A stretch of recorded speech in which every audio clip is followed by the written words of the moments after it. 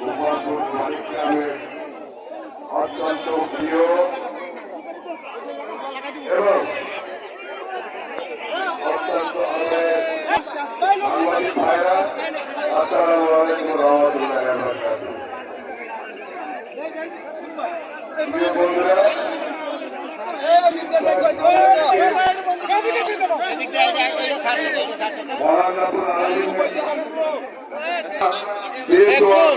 করব ইনশাআল্লাহ, এই দোয়া মহান রব্বুল আলামিন অবশ্যই কবুল করবেন। নেতা কর্মীদের কাছে আমাদের অনেক আকাঙ্ক্ষা রয়েছে। কেন রয়েছে? আমরা যাকে নিয়ে স্বপ্ন দেখি, যাকে নিয়ে বিশেষ করে কাজীবাগের তিন সন্তান, এক সম্ভ্রান্ত পরিবারের ঐতিহ্যবাহী পরিবারের সন্তান, আপনারা এমপি হিসাবে দেখতে চান। তার কর্মীরা জনগণের পাল বুঝে তাদের আকাঙ্ক্ষাকে পূরণ করার জন্য জনগণের পাশে থাকবে, জনগণের আস্থা অর্জন করবে। জনগণ যেন বলে বিএনপির নেতা কর্মীদের কারণে আমরা স্বস্তিতে আছি। সবচেয়ে বেশি দায়িত্ব আপনাদের এই পার্টির নেতা কর্মীদের। আমরা যারা কালকিনি উপজেলার 10টি ইউনিয়নের নেতা কর্মী রয়েছি, আমরা অনেককে পাইনি। আজকে যারা এসেছে আমরা তা বলে গেছি, আপনারা সবার থেকে সাবধান থাকবেন। আর আপনারা কাজীবাগের সন্তান, আমি খোকনের ভাই, আমি খোকনের ভাইয়া, আমি খোকনের মামা, আমি খোকনের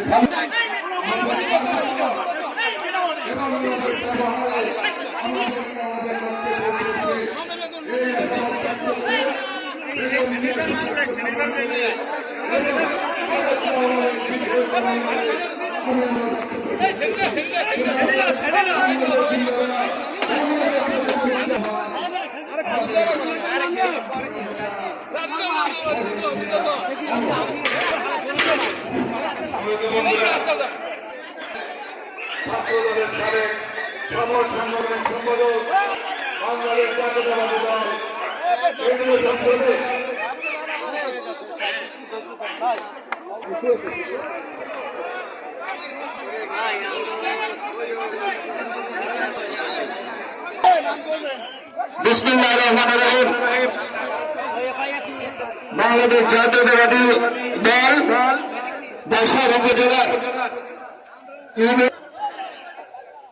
বিপ্লবী সভাপতি সৈয়দ আলাউদ্দিন তালিম একটি আহ্বান জানাবে। বাসার কালকিনি মানুষের কাছে একটি আহ্বান থাকবে, যেন আপনারা একটি আহ্বানের নির্দেশে আমরা যারা নেতা কর্মী আছি সমাজকে এগিয়ে নিয়ে যাই, সমাজের উন্নয়নকে এগিয়ে নিয়ে যাই, বাংলাদেশের মানুষগুলোকে পরিবর্তন করার জন্য সহায়ক হয়ে বন্ধু আমার। এই 17 বছর নির্যাতনে নিজের স্বার্থের জন্য কেউ যেন দলকে ছোট না করি। আমরা যেন দলকে বড় করে দেখি। যদি বাংলাদেশ জাতীয়তাবাদী দল ভালো থাকে তাহলে আমরা স্বীকার করবো বাংলাদেশের স্বার্থে। এখন আমাদের যে উদ্দেশ্য, আমাদের যে ত্যাগ, সেটাকে যেন বড় করে না দেখে অন্যদেরকে যেন ছোট না করি বন্ধুরা আমার। কারণ এই দেশে তারা তো আমাদের নির্যাতন করা হয়েছে। আজকে দেশের মাটিতে কারাগারে ছিল, আপনারা জানেন। বৃদ্ধ বয়সে আমরা তাদের প্রেমের দিকে তাকিয়ে আমরা যেন নিজের ত্যাগটুকু ভুলে যাই। আমরা যেন নিজের ত্যাগকে ভরে করে না দেখে মানুষের কিন্তু নির্যাতিত হয়েছে, মৃত্যুবরণ করেছে। আমরা কিন্তু সকল ত্যাগের সাথেই কিন্তু বাংলাদেশের মানুষের সাথে জাতীয়তাবাদী দল কিন্তু আছে এবং থাকবে। আপনাদের কাছে একটা অনুরোধ জানাতে চাই, আপনারা ক্ষমতাতে নিজেদের কিন্তু ভাসিয়ে দিবেন না আনন্দের চোখে। আপনাদের কিন্তু ভাসিয়ে যদি দিতে চান তাহলে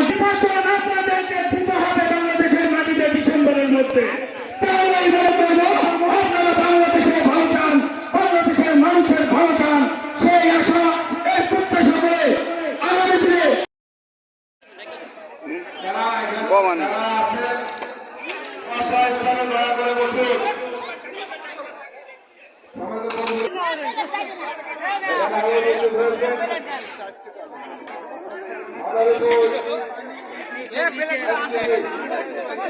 কথা মনে রাখবেন, আমাদের ঘর বাড়ি কিন্তু ভেঙে দিয়েছে, আমরা কিন্তু ভুলি নাই। আমরা এই দিনের অপেক্ষায় ছিলাম। আমরা আপনারা সুযোগ পেয়ে আমাদের মধ্যে ঢুকে আমাদের ক্ষতি করবেন, সেই সুযোগ আমরা দেব না ইনশাআল্লাহ। সম্মানিত বন্ধুরা, এই পর্যায়ে আজকের এই দোয়া মাহফিলে আমাদের মাঝে দোয়া করবেন আমাদের